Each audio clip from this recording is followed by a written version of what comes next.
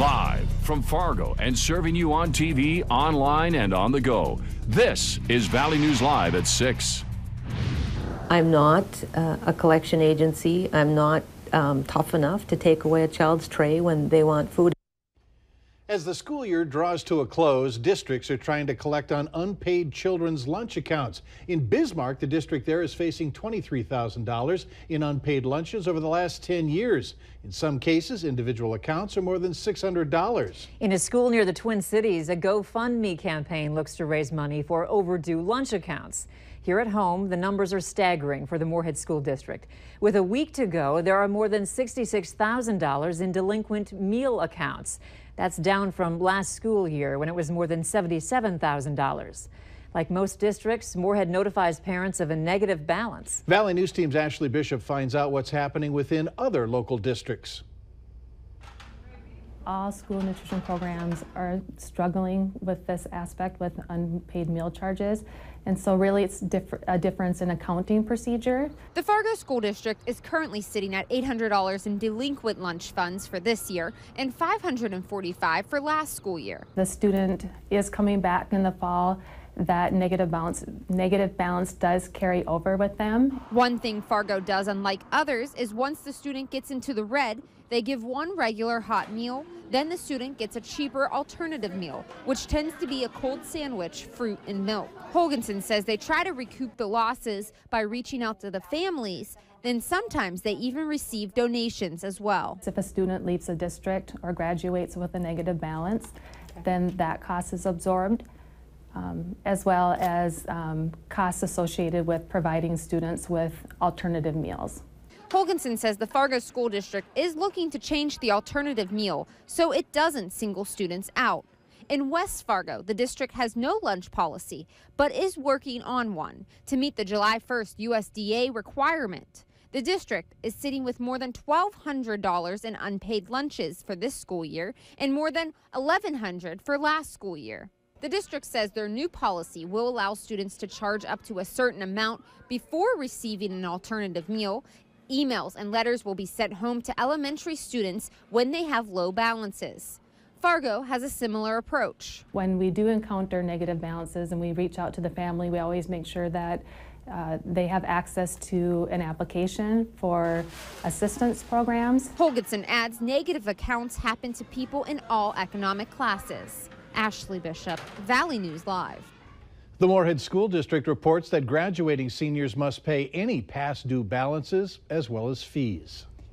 It's sure nice to see the weather improving today after several gloomy days. Let's toss it over to Robert to find out what's in store tonight. Robert? Yeah, pretty nice evening out there, albeit a bit breezy. Temperatures mostly in the 60s across the region. A touch cooler off towards the east, some 50s over in parts of Minnesota, 59 degrees over in Wadena at this hour. The warm spots, 69 degrees up in Badad. It is breezy out there. These winds will subside just a touch tonight, but then pick up once again as we hit through your Thursday. So hold on to your hat as you head out the door. Just a few clouds out there, thickest off towards the east, thinnest off towards the west, and thinnest off toward the north as well. No rain falling out of those clouds, none anticipated as we head through the evening hours. Overnight tonight, Devil's Lake Basin, far northern valley could see a few isolated showers. But here in Fargo, we're going to stay dry.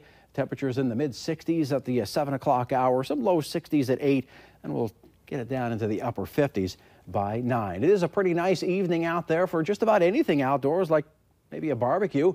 Let's head on over to Rolog for the Cashwise Backyard Barbecue and Hutch Johnson. Hey, Hutch. Thank you so much, Robert. We are kicking off the Cashwise Backyard Barbecue season in Connie Erdman's backyard, and I got to tell you, what do you think now that we've had a chance to eat? Everything good? Yep. All right. And what's this guy up here for? It's his birthday. Dustin. Dustin, the grandkid. It's your birthday. How old? 12. All right. Make sure you head over to Cashwise. Sign up to be in the Backyard Barbecue. Not only will they set you up with everything you can put on the grill and all the condiments, but if it happens to be your birthday, well, they whipped up Dustin that fancy birthday cake. I'm going to go over here real quick and ask everybody how everything was. Oh, don't bury your faces. Okay, tell us how it was. Was it all right? It was wonderful. All right. Excellent. Yeah, very good. Now, we want to be in your backyard this season. We're doing these every Wednesday, all summer long until the Wednesday before Labor Day. Stop into Cashwise, sign up. We might be in your backyard next week. For now, we'll throw it back to the studio to Mike and Andrea. That's a mighty fun-looking cake there. Happy birthday to the young lad. Thanks, Hutch. After a naked photo scandal, changes have been made within the United States Marine Corps. Valley News Team's crime and safety reporter Nicole Johnson traveled to San Diego, California, where she got a first-hand exclusive look into those changes at boot camp. She spoke with women and new recruits from the area and asked them why parents should trust their children are safe. Be sure to join us tonight for the story on Valley News Live at 9 on Fargo CW and Valley News Live 10 at 10. A Grand Forks man is facing charges after being clocked by the Highway Patrol at over 100 miles per hour.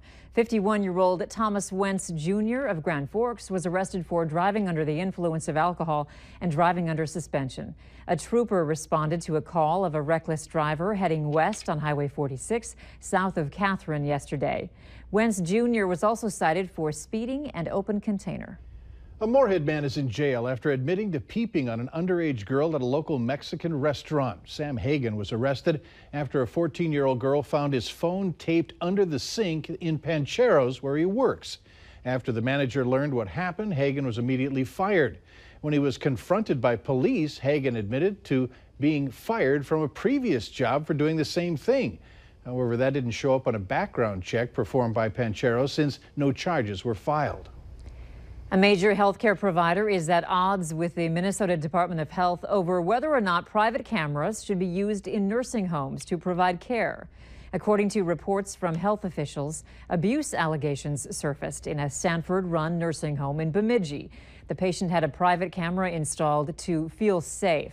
But after the camera was installed, the report says that abuse occurred under the direction of administration when staff constantly questioned the resident and decreased interactions with the resident.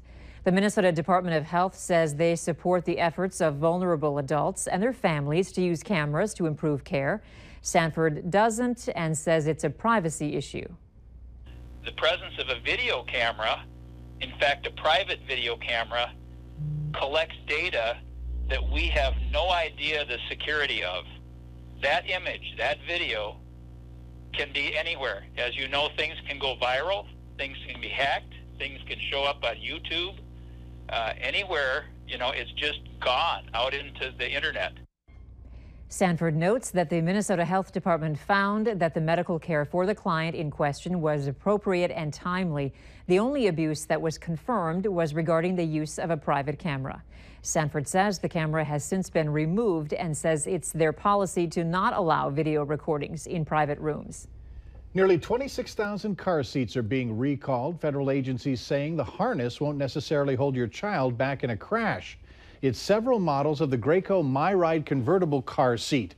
The company saying they are not reported have any reports of people getting hurt, but the federal recall notice says that Graco knew about the issues in March of last year and won't start notifying customers for at least another month.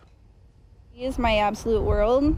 She's what gets me going through the day. We rely on it immensely. I couldn't do anything without her in her car seat. I wouldn't feel safe with her without it. We've put the specific model numbers affected online. You can click on this story at valleynewslive.com. Later on Valley News Live at 6, how a prominent beer company is working together with AAA to keep the roads safer. Some decent weather in the valley at this hour, but some storms off towards the west will be approaching the area. How will they affect us overnight tonight and tomorrow? We'll let you know coming up right after this.